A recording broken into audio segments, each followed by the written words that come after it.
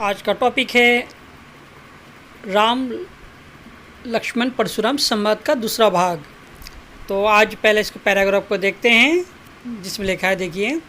लखन का हसी हमरे जाना सनुहु देव धनुष समाना का छाती लाभू जून धनु तोड़े देखा राम नयन के भोरे छुअत टूट रघुपति ना देशु मुनि बिनु काज करही कत क्रोशु बोले चिते परशु की ओरा रे शट शनिहु शुभाऊ ना मोरा बालकु बोली बंधो ना तो ही केवल मुनि जड़ जानही मोही बालक ब्रह्मचारी अतीब को ही विश्व विदित क्षत्रिय कुलद्रोही भुज्वल भूमि भूमि भूप बिनु किन्हीं विपुलवार मंदी तीनी सहज स्वभावजूत छेद निहारा परशु बिलुकु महिप कुमारा मातु पितु जन शोच बस करिषि महिकेश्री किशोर गर्भंग के अर्भंग दलन परशु मोर अति घोर।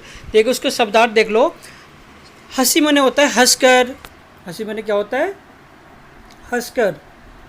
इसके अलावा जून मने क्या होता है पुराने, भौरे मने धोखे से, अछूत मने छूते ही, रशु मने क्रोध,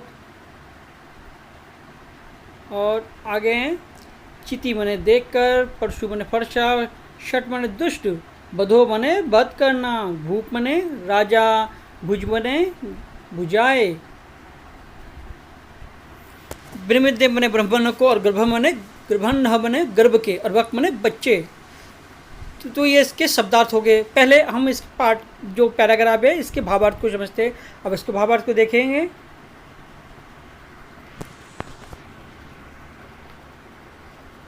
भावार्थ को देखिए। जब सीता का स्वयंवर के विषय में कल मैंने आपको बताया था पहले टॉपिक में, उसी का अगला भाग है।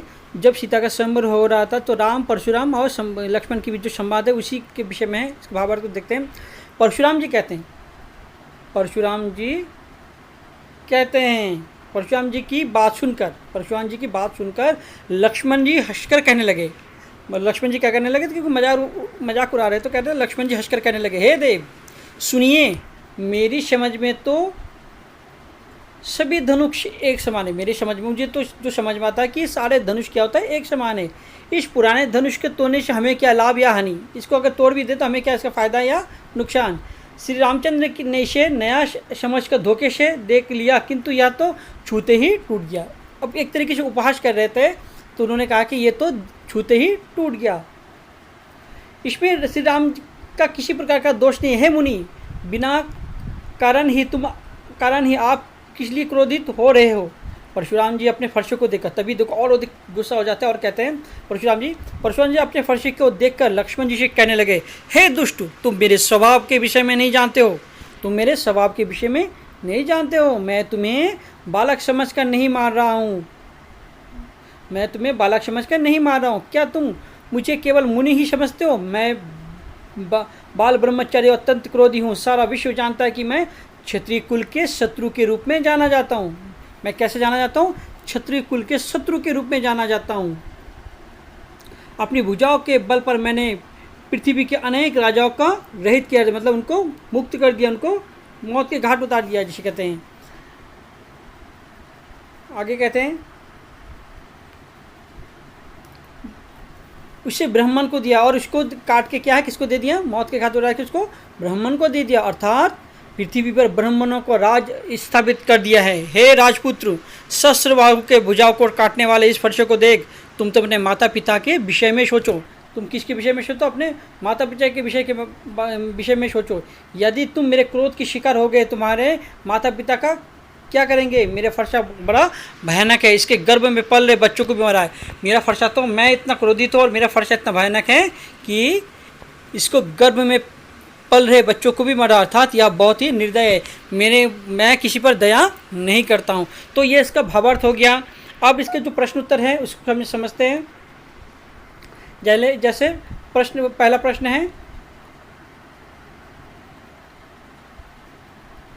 कवि तथा कविता का नाम। आप सबको पता है कवि तथा कविता का नाम क्या हो गया, कवि का नाम हो गया तुलसीदास और कविता का नाम राम परशुराम संवाद। ठीक है, दूसरा प्रश्न है, दूसरा प्रश्न हो गया इस भावार्थ, इस पद का भावार्थ, या मैंने आपको भावार्थ पहले ही बता दिया। तीसरा प्रश्न हो गया इस पद का काव्य सौंदर्य क्या है। अब काव्य सौंदर्य क्या है कि इसकी विशेषता, मतलब काव्य सौंदर्य की विशेषता क्या है। देखो लक्ष्मण जी, अब इसकी काव्य विशेषता देख लो। जैसे हाँ, लक्ष्मण जी ने धनुष को पुराना कहकर परशुराम को कुतर्क किया था। इस तर्क में क्या किया, देखो तर्क में अग्नि का घी का काम किया। इसमें जो कि इसमें जो है भाषा जो है अवधि भाषा का प्रयोग किया है, अनुप्रास अलंकार का प्रयोग किया और छंद में चौपाई और दोहा का इस्तेमाल किया गया है। अगला प्रश्न है कि लक्ष्मण ने परशुराम को क्या कहकर चिढ़ाया था।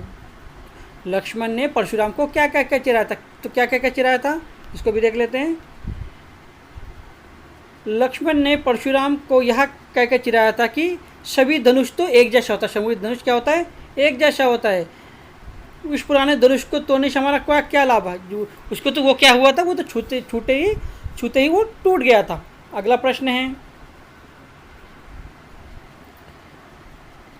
लक्ष्मण जी धनुष टूटने का बताया। लक्ष्मण जी के धनुष टूटने का क्या कारण बताया था कि ये धनुष तो पुराना हो गया इसलिए ये टूट गया। अगला प्रश्न, परशुराम जी ने अपनी क्या विशेषता बताई कि वो कैसे थे। वो परशुराम जी ने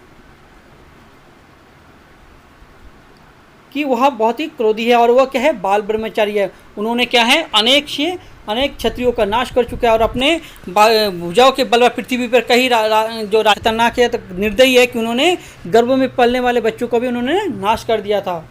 अगला प्रश्न है, लास्ट वाला, परशुराम जी लक्ष्मण जी को क्यों नहीं मार रहे थे, इसके समझ कर नहीं मार रहे थे, बालक समझ कर नहीं मार रहे थे। तो ये आज का टॉपिक, अगला टॉपिक अगले वीडियो में। धन्यवाद।